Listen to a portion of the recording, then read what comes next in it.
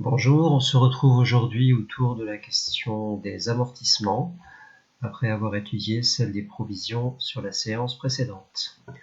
Aujourd'hui, nous avons ce support qui est donc le cours qui est joint au format Word, qui va donc servir d'appui à la diffusion du diaporama que voici. Ensemble, donc, on va étudier la notion d'amortissement.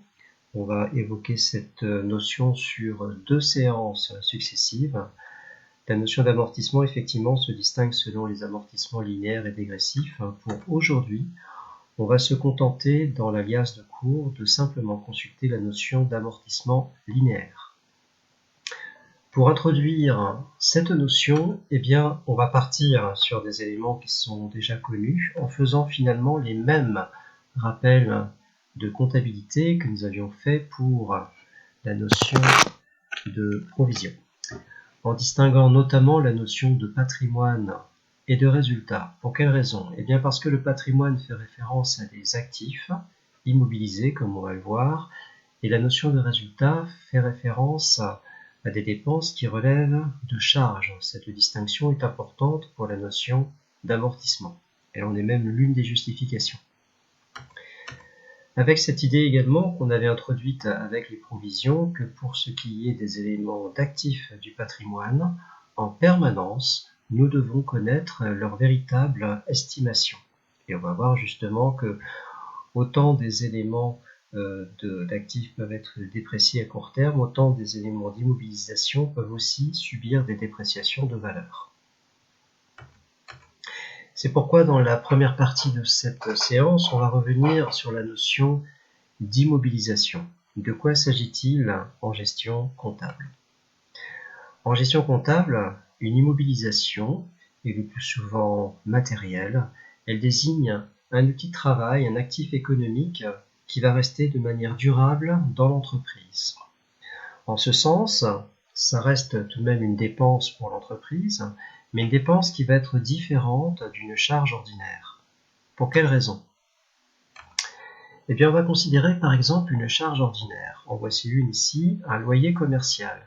Nous aurions pu évoquer une dépense énergétique ou bien un simple achat de marchandises. Cette dépense est une dépense qui est cyclique. Elle va être de courte durée et puisqu'elle est cyclique, elle va se reproduire de manière répétée en suivant par exemple la cadence des cycles commerciaux. Le loyer est un décaissement, le loyer est une charge, un appauvrissement qui va être donc comptabilisé dans un compte de résultat que nous avons déjà étudié par ailleurs. En revanche, du côté des actifs, on peut aussi considérer un mobilier de vente, une gondole par exemple. Une gondole, c'est un matériel qui est aussi nécessaire pour produire et qui contribue à l'exercice commercial. En revanche, ce n'est pas une des dépenses qui est cyclique puisque bien évidemment, ce mobilier ne va pas être entre guillemets détruit d'un point de vue de gestion au cours d'un seul cycle commercial. Au contraire, il va permettre de vendre d'autres produits qui, eux, relèvent de charges, et notamment les marchandises. Donc à ce titre, on doit qualifier le mobilier comme étant un actif immobilisé. Et cet actif immobilisé sera comptabilisé dans un compte que nous étudierons ultérieurement qui s'appelle un compte de bilan. Alors en somme, l'actif immobilisé, c'est un outil de travail de l'entreprise, en le distinguant très clairement d'une notion de marchandise, par exemple. Alors, ces immobilisations peuvent être matérielles, donc ce sont des immobilisations corporelles. On est resté sur l'exemple d'un mobilier, on pourrait aussi parler de parc automobile, d'ordinateurs, des murs de l'entreprise également. Nous avons des immobilisations qui, elles, ne sont pas matérielles, mais qui ont pour autant une valeur durable. Ça peut être les marques déposées par l'entreprise, les logiciels également qui sont utilisés, puisque les logiciels sont des licences d'exploitation. On pourra aussi trouver des immobilisations financières, des actifs financiers, par exemple des prêts accordés vis-à-vis, par exemple, du personnel. Ce sont donc des actifs de long terme détenus par l'entreprise. Dans tous les cas, même si la durée de vie de ces actifs est importante, on doit malgré tout considérer qu'il y a une usure de ces actifs et ceci constitue la justification de l'amortissement que nous allons voir maintenant dans un second point. Qu'est-ce qu'un amortissement ? L'amortissement, c'est une manipulation comptable. Elle est légale, elle est même obligatoire, et elle va permettre de transformer ce qui au départ est compté comme étant un actif, de le transformer et de le compter finalement comme une charge, alors qu'au départ c'est une notion qui est différente d'une charge. Simplement ici, on va transformer un investissement sous forme de charge étalée dans le temps à mesure de la durée de vie du bien. Alors pourquoi est-ce qu'un bien peut perdre de sa valeur ? Eh bien simplement compte tenu de l'usage que l'on en fait, de la vestuté, de l'obsolescence, de la vétusté même d'un point de vue marketing, sans qu'il y ait forcément une vétusté matérielle, du fait par exemple de l'évolution technologique, ce qui fait qu'un téléphone portable par exemple peut très vite perdre de sa valeur. Donc les dépréciations vont être considérées finalement comme de véritables charges internes de gestion. La technique de l'amortissement consiste tout simplement à mettre au point une méthode, selon une formule, permettant de calculer ces déperditions de valeur. C'est ce que l'on va voir ensemble, selon deux techniques, que sont l'amortissement linéaire, puis l'amortissement dégressif. Aujourd'hui, pour cette séance du jour, on va se limiter à l'amortissement linéaire qui est le plus courant et aussi le plus simple à estimer.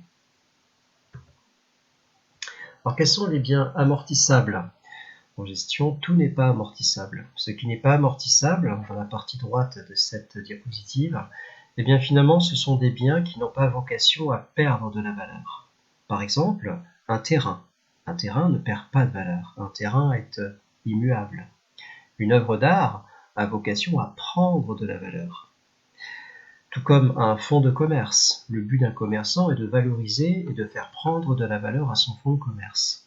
Donc ces éléments qu'on vient de citer sont bien des actifs immobilisés, mais ils ne sont pas amortissables. Donc qu'est-ce qui est amortissable ? Eh bien tout le reste. Et la liste est établie précisément par le Code général des impôts, parmi les immobilisations corporelles et incorporelles. Alors, vous voyez qu'apparaissent ici des durées de vie programmées selon les différents types de biens. Cette durée de vie va être importante pour justement la méthode de calcul de l'amortissement. On commence donc par l'amortissement linéaire. C'est l'amortissement de base pour l'ensemble des biens à quelques exceptions près qui vous sont listés dans le cours au format Word. La formule qu'on va utiliser pour calculer cet amortissement est la suivante. Une base, qui est en fait la valeur du bien, multipliée par un taux linéaire et que multiplie un prorata temporis. Pour entrer dans le détail, donc cette base, c'est la valeur d'acquisition du bien en valeur hors taxe. Le taux linéaire est calculé de manière très simple. On va poser, d'un point de vue mathématique, l'inverse de la durée de vie comptable, qui elle est exprimée en années. En somme, c'est 1 divisé par n pour le nombre d'années. Quant au prorata temporis, voilà un terme intelligent qui désigne en fait une chose toute simple. Elle désigne la durée pendant laquelle on va amortir le bien au cours d'un exercice comptable. Par défaut, un exercice comptable, c'est 1 an. Mais il peut arriver, c'est souvent le cas d'ailleurs pour la première année d'amortissement, qu'un bien soit amorti sur une fraction d'année. Auquel cas, on va faire le rapport entre la durée d'amortissement au titre de la première année d'amortissement sur la durée d'une année exprimée en jours, soit 360. Alors les taux à demi, et donc là on fait référence aux durées des biens, sont les suivants. Ils sont fixés par le Code général des impôts. Par exemple, pour les immeubles industriels, on voit ici un taux de 5%. Ça veut dire qu'un immeuble industriel a une durée de vie comptable de 20 années. 1 sur 20 égale bien 5%. Appliquons une première fois. Ici, nous avons un bien d'une valeur de 40 000 euros. On voit ici que l'on applique la formule vue un petit peu plus haut. Les 40 000 euros sont la base. 1 sur n, ici, c'est 1 sur 10, soit la durée estimée pour le bien. On arrive donc à un amortissement pour une année pleine qui serait équivalent à 40 000 divisé par 10, soit 4 000 euros. Alors voici une application plus élaborée avec un amortissement sur des années complètes. Nous avons donc ici une entreprise qui met au 1er janvier, un exercice comptable qui va au 1er janvier au 31 décembre, une imprimante pour une valeur de 6 000 euros TTC, soit en valeur hors taxe 5 000 euros. La durée de vie a été posée à 4 années. On va dresser un tableau d'amortissement du bien.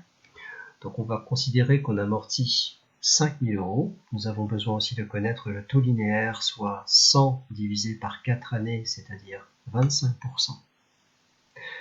La première année sera complète puisque le bien a été acquis le 1er janvier. Alors, pour faire ce travail, nous avons besoin de dresser un tableau. Le voici. Alors, on retrouve dans ce tableau la valeur nette comptable du bien, la dotation d'amortissement au titre de l'année, l'amortissement cumulé au titre de tous les exercices actuels et passés, puis une valeur nette comptable. Nous allons voir pour chacun de ces éléments comment les calculer. Ici, nous avons une valeur nette comptable qui est en fait la première valeur, 5 000 euros. Pour calculer la dotation au titre de la première année, eh bien, nous posons la formule 5 000 que multiplie 1 sur n, soit 25%, nous obtenons 1 250 euros. L'amortissement cumulé est identique, puisque la première année, il n'y a pas eu d'autre amortissement. Pour la valeur finale, la valeur nette comptable, eh bien, c'est la valeur d'origine diminuée de 1 250 euros, soit 3 750 euros. On poursuit avec cette fois la deuxième année d'amortissement. Alors on voit que la valeur nette comptable de la fin de l'année précédente constitue la valeur nette comptable du début de la période.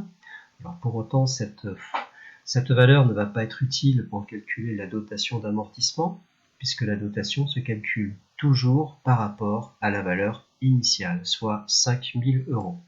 Elle a déjà été calculée pour 1 250 euros. L'amortissement cumulé passe de 1 250 à 2 500. Et ainsi de suite. Voici les deux dernières lignes de notre tableau d'amortissement. On note que la valeur résiduelle comptable de fin est strictement égale à 0, partant du principe que le bien a totalement perdu de sa valeur.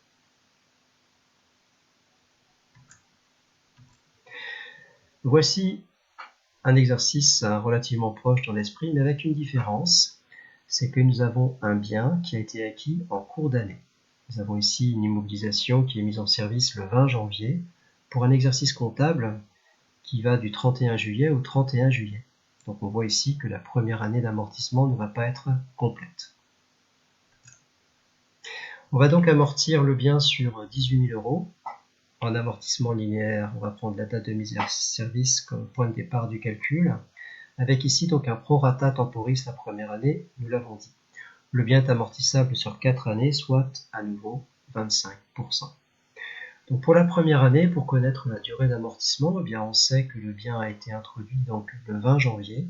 Donc au titre du mois de janvier, il reste 10 jours jusqu'à la fin du mois, puis il restera encore 6 mois jusqu'au 31 juillet. Cela nous donne un total de 190 jours.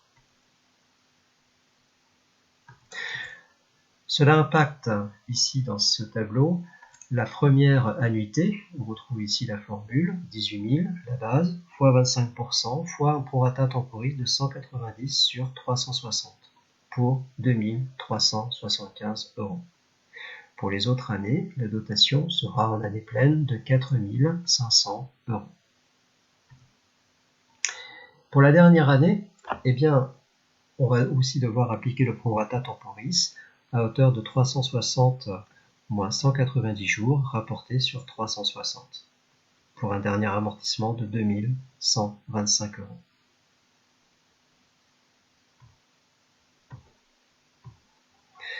C'est la fin de la séance pour aujourd'hui. Tout ceci sera réappliqué en séance de travaux dirigés avant de voir la semaine prochaine l'amortissement dégressif. Merci.